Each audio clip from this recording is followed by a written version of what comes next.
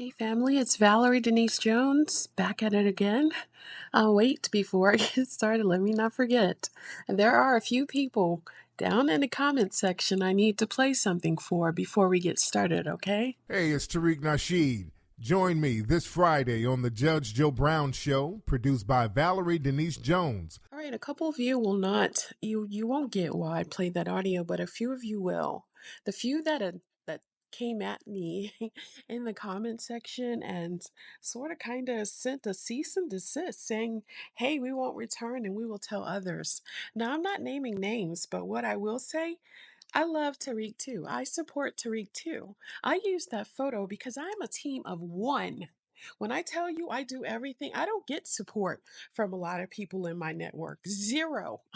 Do you understand what I'm saying? So I will do promotions to get me to the finish line faster because I got to do everything myself. Nobody helps me other than you. So when you tell me you're going to tell others, I take that personal. You know what I'm saying? We are family. We are family. No wonder God can't bless black people, because black people got a heart of retribution and vengeance and violence and anger. They want to get back in people. No wonder Dr. King them could get some things and we can't. Because Dr. King them say, hey man, don't hit them back. Hey man, don't hit them back. And them people got way more. Now this group say, let's go show kids. You hear about kids every day in the hood school getting bullied, but y'all don't have this much outrage for bullying. They have a no bullying month. Most of y'all are bullies. Talk to them today. Most of y'all are, come on, cuz, OG. All right, guys, so let's do a deep dive into this story because I found a bunch of receipts and I want to share them with you. If you got receipts, please let me know down in the comment section because I want to follow this story. But anyway, just in case you're not familiar with this story, I want to play this audio clip. I'd like you all to meet 17-year-old KARMELO Anthony. On April 2nd at 10 a.m., KARMELO was at a track meet when they called for a dryout. A dryout is when it's raining so hard that they have to pause the meet in order for the rain to stop. It also gives the people who are participating a chance to dry off their clothing, which is what KARMELO was doing. He was sitting under a different team tent, but he was talking to some of his friends. This is normal. KARMELO was allegedly looking down at his phone, not really paying attention, when two twin boys, the Metcalf twins, came up and told him that he needed to move. During this interaction, KARMELO told them not to touch him, to leave him alone, and if they did touch him, they would find out. Austin Metcalf and his twin brother apparently went to grab KARMELO, and somebody alleged that they attempted to hit him, and KARMELO pulled out and stabbed Austin Metcalf in his chest. Austin unfortunately did not make it. Now, right-wing media and a lot of right-wing influencers are trying to state that KARMELO is an out-of-control team. They're trying to portray him as a gangster by posting photos of him with an airsoft, but KARMELO is a 3.7 GPA student. He works 2 jobs, he's a part of a bunch of sports, and it's alleged that he even has scholarships pending for his sport. He's loving and caring, and he helps his community according to a lot of his friends and family. All right, I found a few receipts, so let's backtrack just a second. Here we go. Hey, you're a very personable guy, too. Thank you, I can tell, talking to you right now, you're a good dude. Thank you, bro. And, you're no matter what you do, even if, God forbid, this doesn't work out, you're gonna be fine. You're gonna be a good dude. Thank you, bro. Yeah. That means a lot. Alright, so, let's say we are gonna watch one of your videos tonight. What would it be? Give me one. What you say, bro? Yeah, what's your favorite one? To the right, maybe? A little more to the right. CCTV at least. Nah. Yeah, this is our tailgate, so a little more to the right so I can see the TV. Hey, bro, you don't gotta talk to him like that, bro. He didn't. I'm just saying, maybe. Hey, could you just move, bro? No, hey, bro, it's okay. Just move. He doesn't mean like. It's okay, move, but but. I don't mean to be a. But I know, but you ain't talking to him like that. No. I'm saying this my guy though, bro. Bro. You cursed at him and stuff, bro. Hey, we're good. All you had to say was, hey, bro, can you please move? Hey, it's just respect, bro. You know what I'm saying? Hey, no. He don't mean it like that. Is he drunk? I don't know, but maybe. I just don't like disrespect, bro. He can talk to me like that. Don't talk to him like that. He just doing his job. Hey, we're good. Hey, let's just respect each other, bro. For sure. I'm not trying to be No, yeah. You cussed at him, bro. Bro, he's in the way the TV is my tailgate. I can see him. He didn't have to cuss at him, though, bro. He's not a child, bro. Hey, back up. What's the problem? No, he just cussed him out, bro. And I was like, he said y'all get up. He asked you to get up. Hey, what's problem? Is he drunk? Because if he's drunk, then it's okay. I'm What's not. problem? Okay. Yeah, we're good. No, nobody was arguing with him or nothing. He just cursed at him like he was a child. And I was like, hey, bro, you don't Okay, it's disrespect over, everybody, buddy. you know? Thank you. I'm just explaining to you It's what over. happened. Okay, Yeah, I for sure. appreciate it. Good. Sure. Have a good day. For sure. Hey, don't walk up to him. I'm not walking towards him. I'm walking down.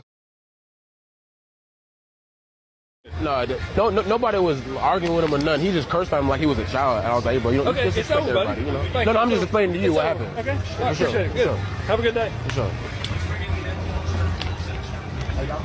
Don't walk up to him. I'm not walking towards him. I'm walking that way. Breaking news. A witness in the KARMELO case came forward to make a statement, and we missed a lot about the whole incident. At the time of the incident, there should have been many students around. Let's listen to what he said. It was raining. It got rained out like crazy bad. Everybody trying to get back to their cars or get in, places where they, wouldn't get all extra wet at.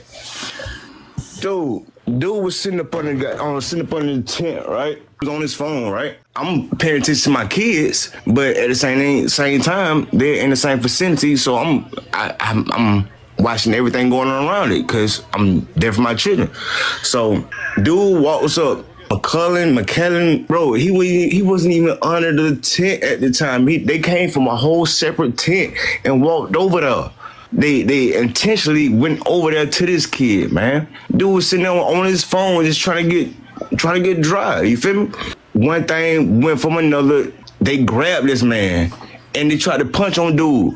Dude went in his bag and whatever. They went to try to jump this dude and punch on this dude, man. And he protected himself, dude. That's what happened. Yeah, it wasn't just one. It was both of them, bro. Austin, that dude that got unalive, and his brother physically went over there to intentionally. It's not to the point that he brought a. For one, it wasn't on school property. The school is at least 5 to 10 miles away. It was community track meet, bruh. It wasn't a school track meet. And this is exactly why I said we should wait for more information.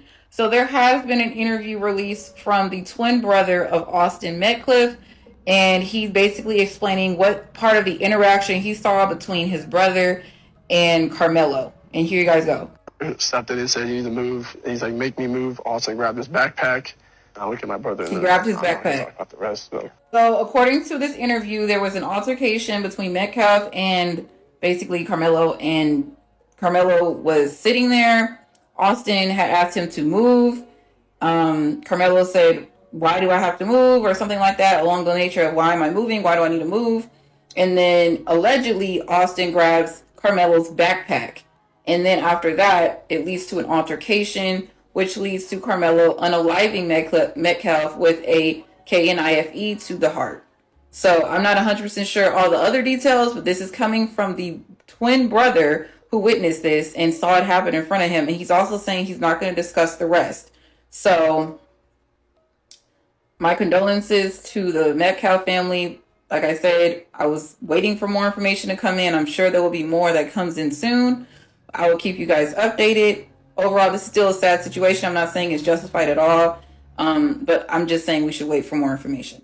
Hey, this video is for KARMELO Anthony. You ain't done nothing wrong but stand your ground like you was supposed to. What happened in Frisco at that track meet, it never should have happened, especially prior to the event that was going on at the track race, what they put on Instagram and Facebook, how they was going to go harm a MONKEY that day and end up getting harmed himself. Yeah, you ain't did nothing wrong, man, and we stand with you over here this way, because one thing about it, you got the right to protect yourself. People don't know how far that bullying go until one of their kids get unalive for actually bullying somebody, and that's exactly what happened in Frisco, Texas. You hear me? You ain't done nothing wrong. That is an honor roll student, 4.0 GPA. He's a captain on the football team, ain't never been in trouble, and he ain't on the internet posting pictures with he had an airsoft pictures. These other kids, the ones that got unalive, the brothers, the twins, they got pictures with AR, and they got them with Glock, and they caption said they wanted to go home, MONKEYS. So who's really wrong at the fault? And what happened? There was this kid, before I knew his name now, this kid was sitting under our tent at track. We asked him to move. He started getting aggressive. at track. We asked him to move. He started getting aggressive and talking reckless.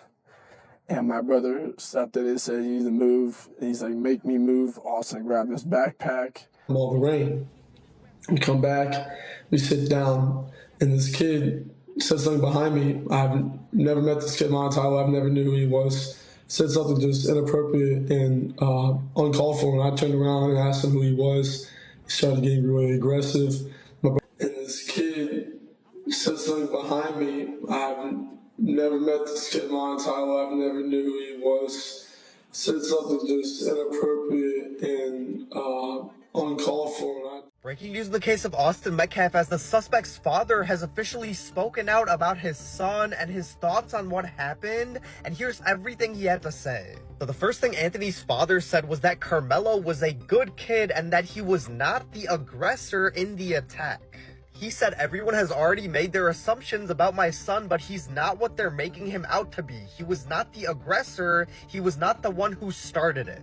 He said he's a good kid. He works 2 jobs. He's an A student. He has a 3.7 GPA. He said his son's actions was a heat of the moment mistake, and he said, "I feel bad for the other parents and family, and words can't explain how both families have been affected by this tragedy." Austin's father also spoke out and is trying to make sure this doesn't turn into something that it is not, and said, "This is not a race issue. This is not a black and white issue. I don't want someone stepping up on their soapbox trying to politicize this. Unless you were there, unless you saw it, don't spread gossip."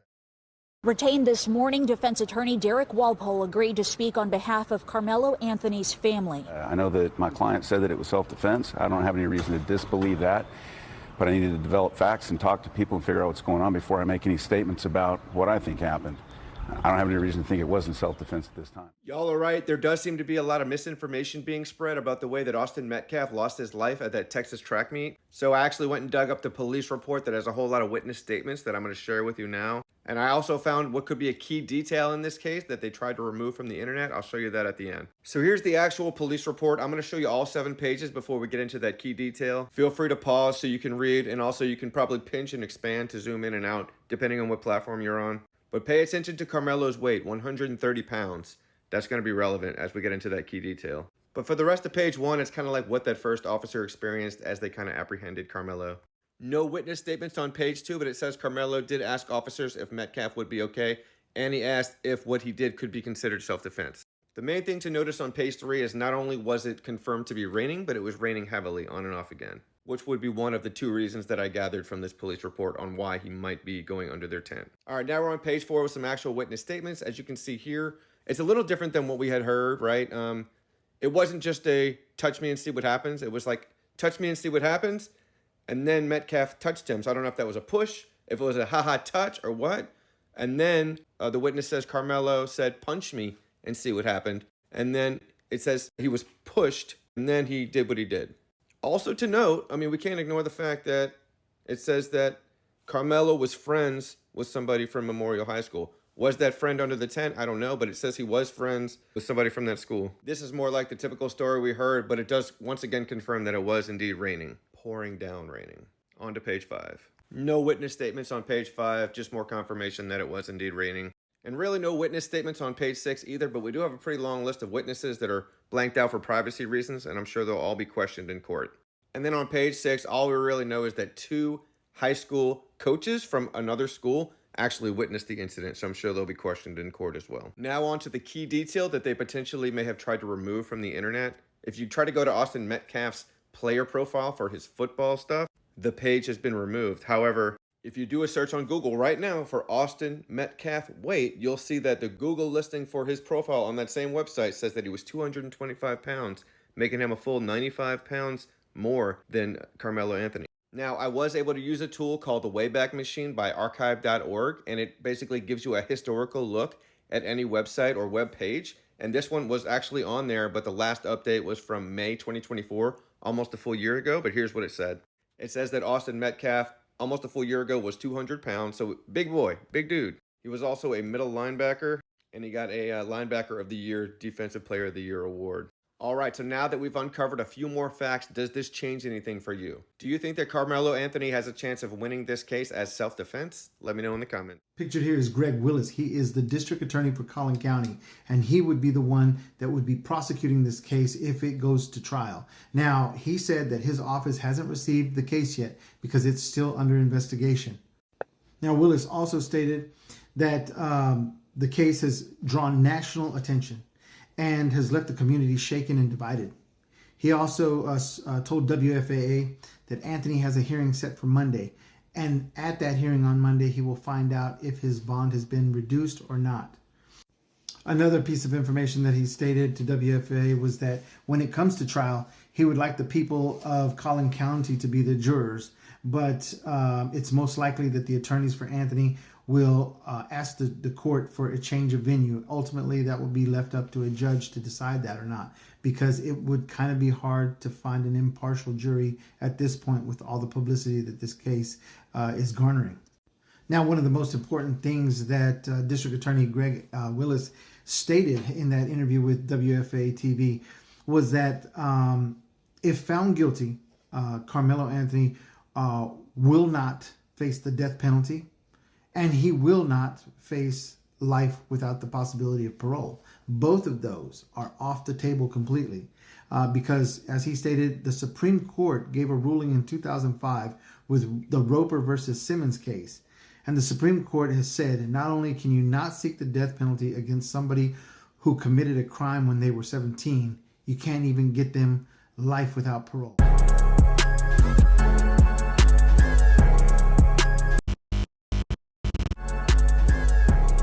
Valerie, focus us back, and we are digressing. All right, guys, I'm about to get out of here because one thing I'm learning now that I'm back on YouTube is when you wait, you're already late. So you guys have probably already heard the bulk of this, so I don't want to take up too much more of your time. But listen, I do have a question. Please answer me this. Do you feel like when white America walks, Black America sees? And if that's the case, then that Zimmerman Rittenhouse energy shall forever dictate our energy. And to me, I'm concerned because I love the kids, the young people. I fight for the young people. Like, that's it. That's my whole journey. And if the adults don't get it right, then how then do we expect the young people to get it right? And let me play this audio clip because this is how I want to explain it. This was a tragic incident where a kid who don't have emotional intelligence acted impulsively because he comes from a culture that promotes, propagates violence. You can't take this in and you lack training, you lack morals, you have to have a foundation of a value system to listen to this type of shit all day long, and you don't have no emotional intelligence where you've been taught to say, man, when you get angry, think. Yeah. Take a deep breath. So he was anticipating this to happen. That's why he had the... All right, so hopefully you honed in on a few points. I just want to play one more audio clip to drive the point home. And it's a race war underneath the surface of our country, mostly projected by Black people, against white folks. So when a Black kid do something wrong, Black people rally around the kid that did something wrong because they don't want the white boy to be right. They don't want white people to be right. They don't want white people to be on television saying that this Black kid is a thug. They don't care that the Black kid, I think that some of them do care, but I think that they're avoiding the point that the Black kid actually took the life of somebody unnecessarily. Let me give you a couple factors here, which will bolster the legal argument that I have. I do believe that Carmelo Anthony will be found guilty if he goes to court. I think he's going to do a plea deal. Man, just watching those last two clips make me, I just got to hurry up and finish my in-home studio because I want to talk to you guys. I want to do lives as opposed to read the comment section. But anyway, getting back to today's presentation, I am calling it the Zimmerman effect, Zimmerman energy, because, a lot of what we see and experience is... Okay, just hear me out. I don't care if you're white. I don't care if you're Black. I don't care if you're Hispanic. I don't care if you're not even from the United States. Just listen to what I'm about to say. two things can be correct at once. Thing one, the people that are defending him are clearly doing what they have seen white people do to defend other innocent unalivings that they have claimed that it was self-defense. Even when we saw the videos, you'll still see, well, he should have never looked at him, or he should have never been walking through their neighborhood. Why is he there? There's been so much justification in the past, right? So we have a big play on history here as it pertains to this situation. There is a long history of white people unaliving black people for no reason, and they get away with it. You hear a lot of people are talking about George Zimmerman, right? You hear a lot of people talk about Kendrick Johnson at the school when he got rolled up in the mat. You see a lot of people talking about Kyle Rittenhouse, how he got off. And so now this becomes an eye for an eye situation, right? Okay, you didn't arrest them for what they did, and you also sided with them saying self-defense, but now when you flip the races and now you see it happen to your race, now all of a sudden it's wrong. But you didn't see it was wrong until you got put in that situation, until the situation flipped. That's when you now see that it's wrong. Now, on the other hand, you have to say, if you're on KARMELO's side, you believe that George Zimmerman was wrong, and you believe that it was an innocent unaliving. You believe that it wasn't self-defense, and he unalived Trayvon Martin. So you believe he deserved prison time for the rest of his life. You believe that Kyle Rittenhouse, same thing, should have gotten prison for the rest of his life. He should have gotten convicted. You believe that the two boys who got away with what they did to Kendrick Johnson should have gone to prison, but they didn't. But in your heart of hearts, you know that it's wrong. However, your response is out of spite, because when it happens to us, when it happens to us. All right, so hopefully you guys get the gist of what I'm saying. Metaphorically speaking, it's raining hard outside and we are stuck, right? And all we want to do is stay dry. That's it. We ain't bothering nobody, just want to stay dry. But the Zimmerman effect. Somehow that Zimmerman energy keeps resurrecting. And we keep running and running until we're tired, exhausted. And it made me think about a conversation I had with TARIQ Nasheed. Same thing. Hello, how are you? I'm good. Can you hear me pretty good? You're a little low, and I'm adjusting my mic to make sure it's not me, but you're coming in kind of low on my end. How about That's this? much better. Whatever you just did. Yes. Okay, good. Then I was on the speakerphone, but now I got the handheld, so I'm here. How are you, Valerie? So this, TARIQ, is an audio clip regarding George Zimmerman. Mm-hmm. I just got your text message, man. So I didn't know that you can file to the State Bar Association against another attorney. First of all, George Zimmerman is suing Trayvon Martin's parents and attorneys for $100 million. What the hell is going on? We cannot let this idiot continue to do this to this good family. Right. So first of all, how's the Martin family doing? And what was their reaction to the lawsuit? Like everybody else, they were shocked. They're focused on the Trayvon Martin Foundation, trying to do positive things for our community. They also are, just trying not to dignify this craziness, but yet he continues to do something. He just won't go away and let them have peace. So Ben, what is Mute Zimmerman? Okay, Mute Zimmerman is the Dream Defenders. These young people, Ricky, who are incredible, they filed a bar complaint, and there's a petition online against this attorney who published the addresses of everybody, not just Tracy and Sabrina, but the prosecutors, myself. Published the home addresses, and we think this was intentional because he's a lawyer who's been practicing for 42 years. You know not to do that. You put that in a summons. You do not put people home addresses on a lawsuit in front of the public, especially in a case this high profile. And Sabrina told me herself that she doesn't feel safe since this guy put her home address on there. So the young people want everybody to go sign this petition that files this complaint with the Florida bar to get this guy disbarred for doing this frivolous, reckless action against them.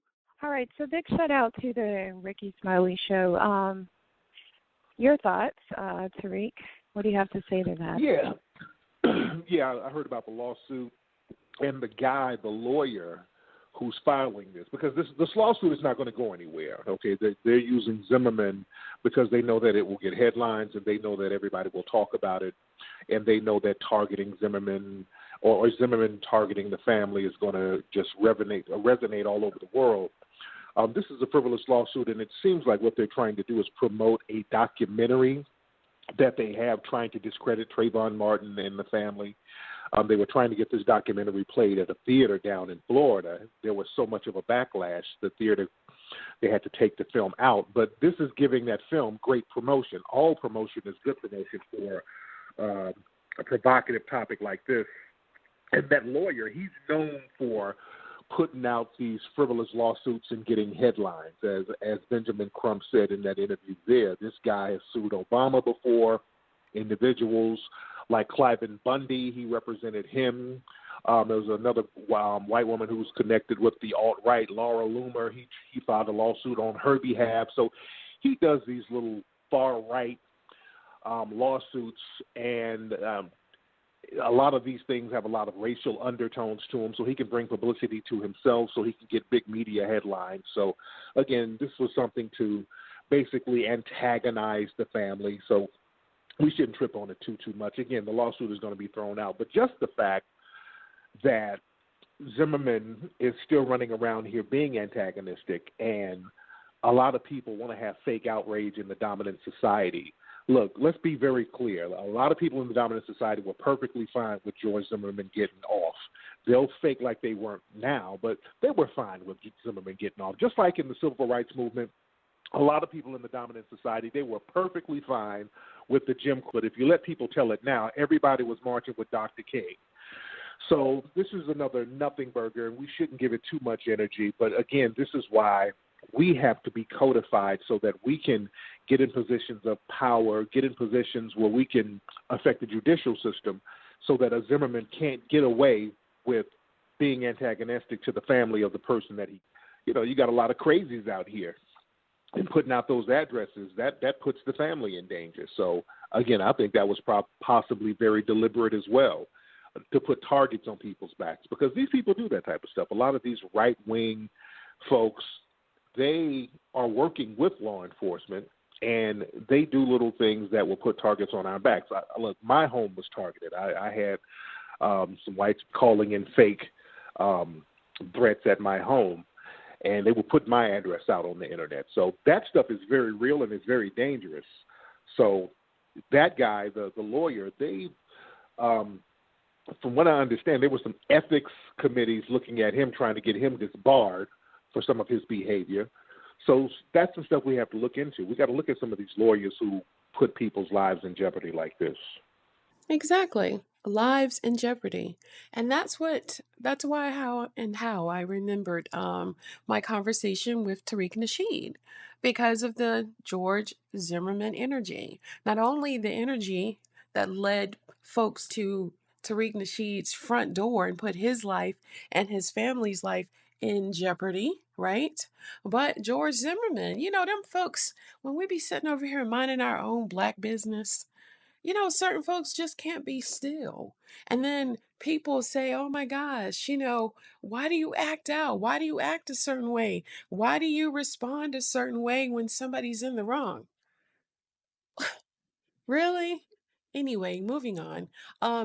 Listen, I had known of Tariq Nasheed quite some time before I introduced him to Judge Brown.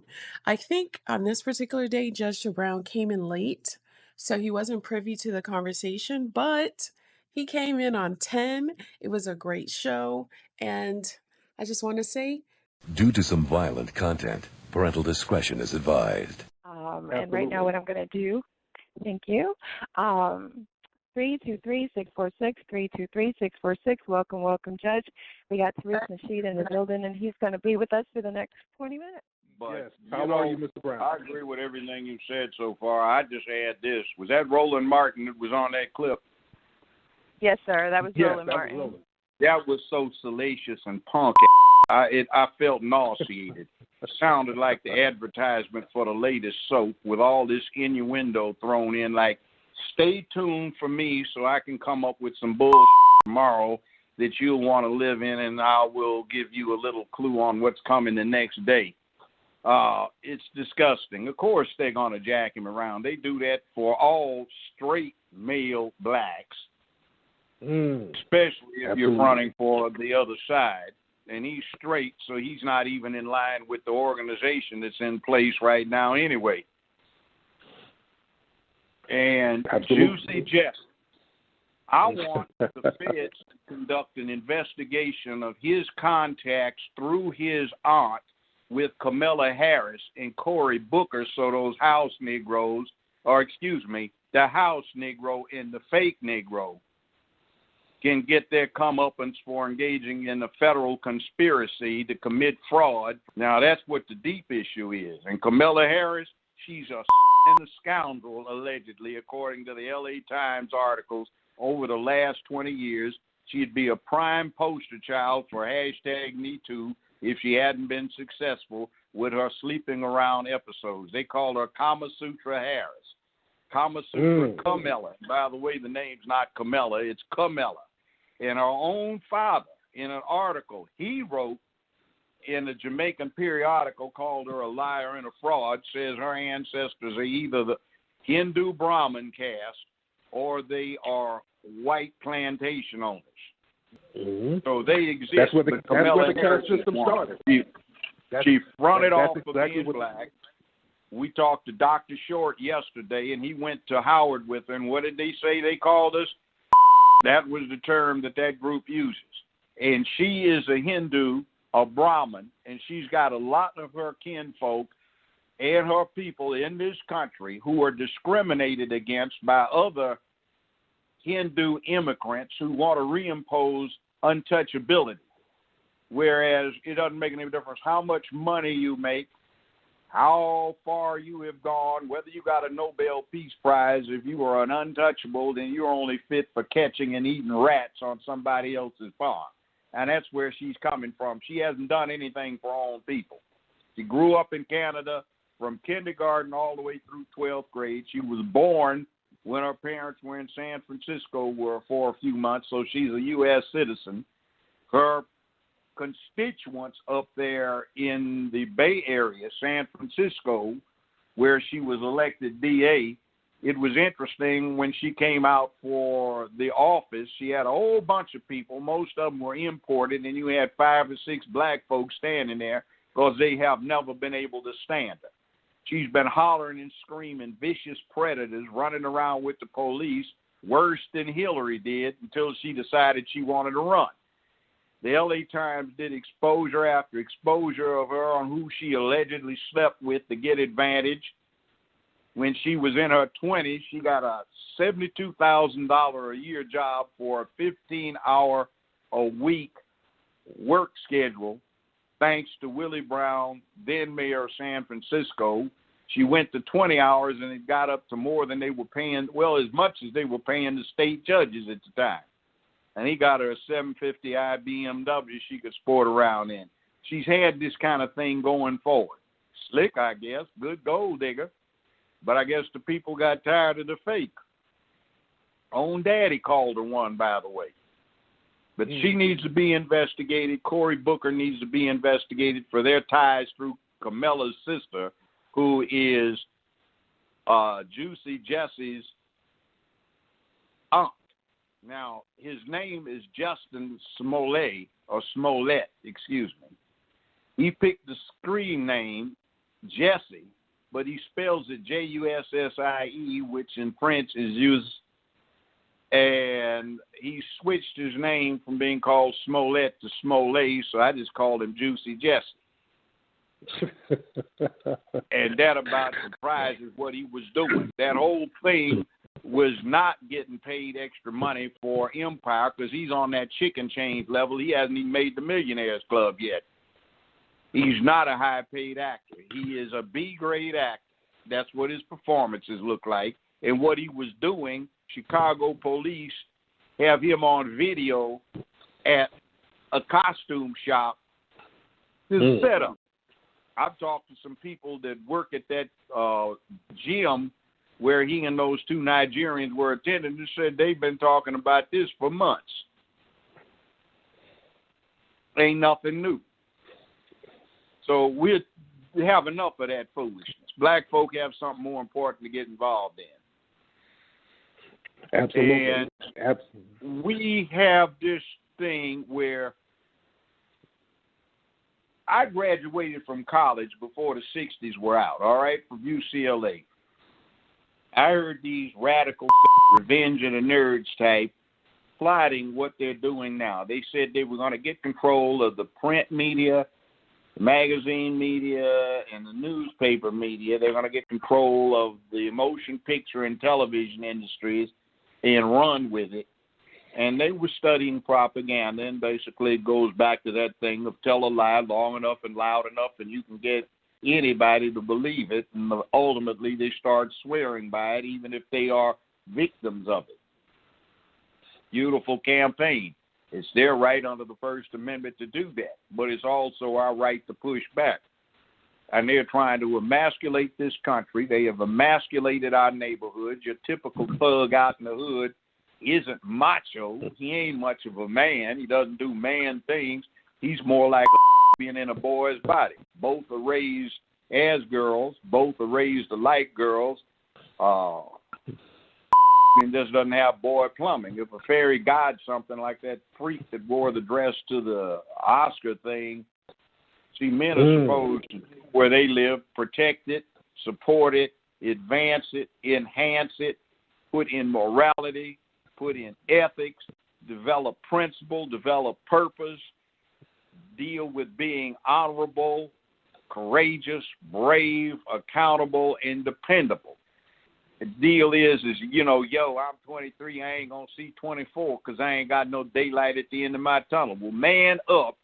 If you are a man, your job is to clear that tunnel out so those you are obligated to protect, serve, and defend, and uphold and provide for get to the end of the tunnel. So even if you don't, and you feel glorious that you got them through, and you kill off the fire-breathing Gila monsters that are setting fire to the whole tunnel and causing everything to be smoke and flames, that's your job.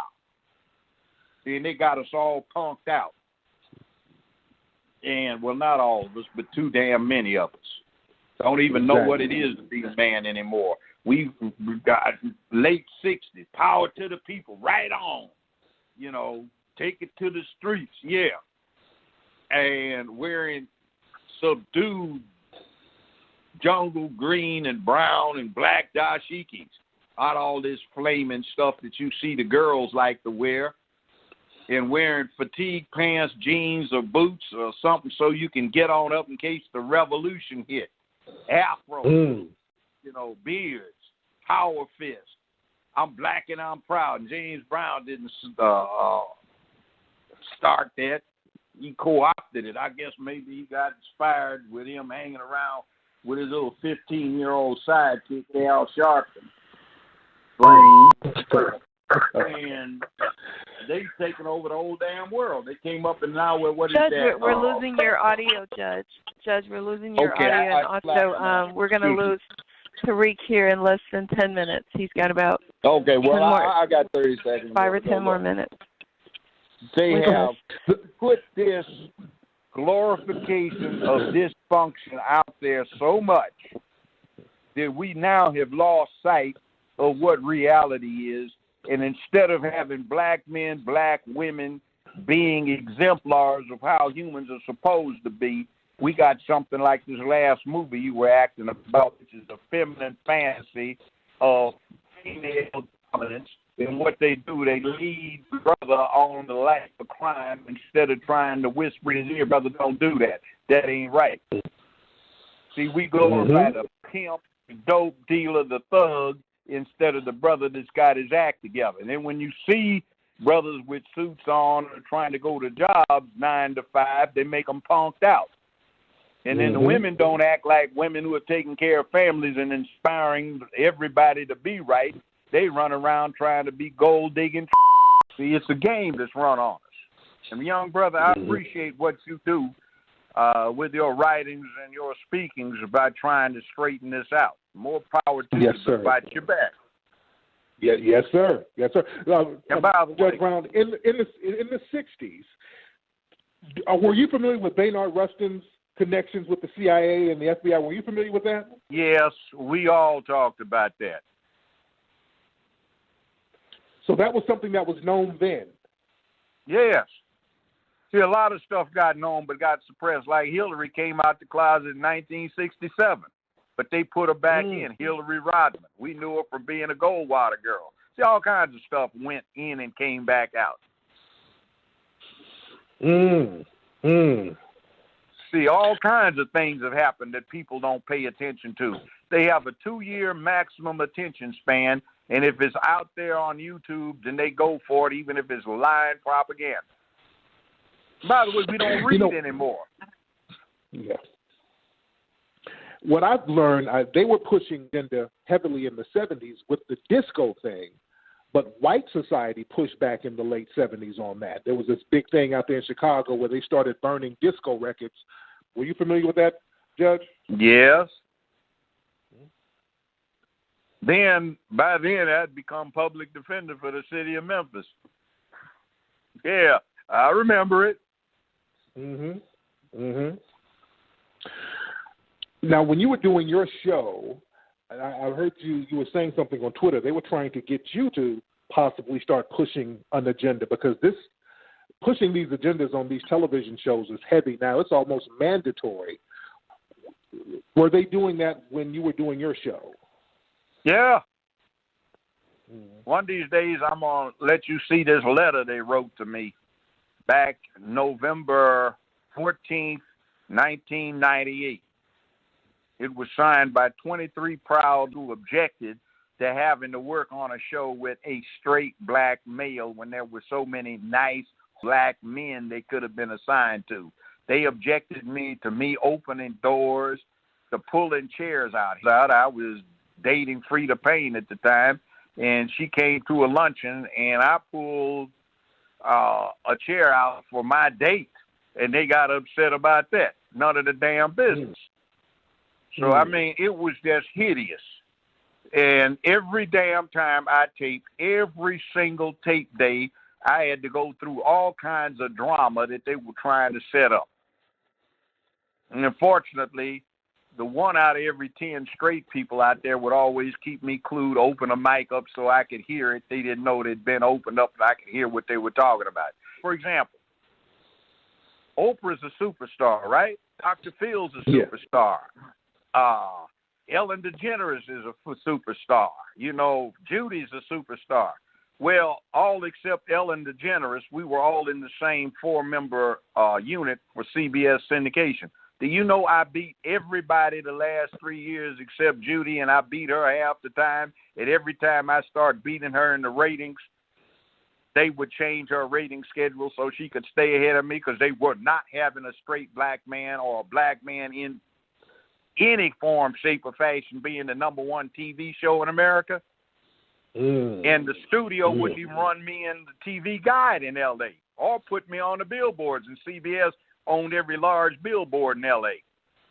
And it's funny because corporation was saying I was their #1 money-making prospect in all of those Tom Cruise movies. The income from my show was being used to leverage distribution. But you see, they aren't about money. They have an agenda, and they're putting it on us. And I want to thank you for attacking the manifestations of that. And sometimes when you attack it, I notice you put the truth out there. A lot of people get upset because it steps on their pet little fantasy. And they need to have it not only stepped on, stomped on, young brother. Keep it up. Good for you. Yes, sir. Now, you mentioned Oprah. Take it where you want it for the next few minutes. You got another platform. Put your message out. Old man's talking young enough. long enough. No, man, I'm soaking it up, brother. I'm soaking it up, bro. I love it. But you mentioned Oprah. What's interesting, they were doing a documentary about Harvey Weinstein. Have you heard about that project, Judge? Yes, I have. From the inside. Uh-oh.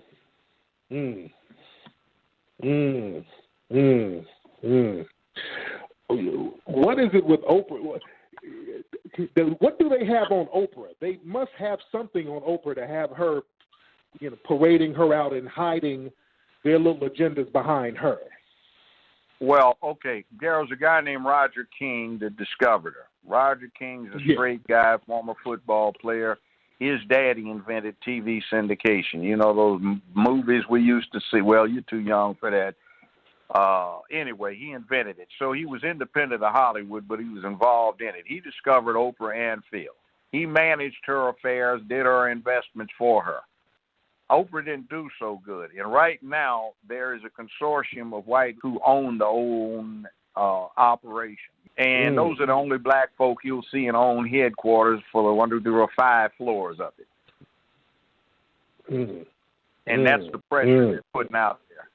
And frankly, she's always made a career of downing black men. So her audience can get a catharsis of being able to cry about something awful. Wow. What's with all these cases, Judge, of all these black women turning up missing? I've been seeing cases like this in high numbers within the last couple of months where just black women are getting snatched up from just all over the place. What's going on with that? Well, it's been going on for a long time. It just wasn't something that the media covered. See, this is one thing most people don't understand. Being involved in the criminal justice system, I'd say that every time you get a sensational case that the media pushes, that's just because some 22-year-old saw it come across the wire and now across the net because it was the first thing reported. But there are 25, 30, 40, 50, 150 of those cases per week that get ignored. Or you get stuff like, I didn't tell you this, Trayvon Martin situation. You see that clown Zimmerman's trying to sue her, and the law in Florida is the same as it is anywhere else. Anything said in the courtroom is immune from action. But something else that, say, Anderson Cooper did with Ms. Martin, not Ms. Martin, his mother, he asked that she keep it quiet.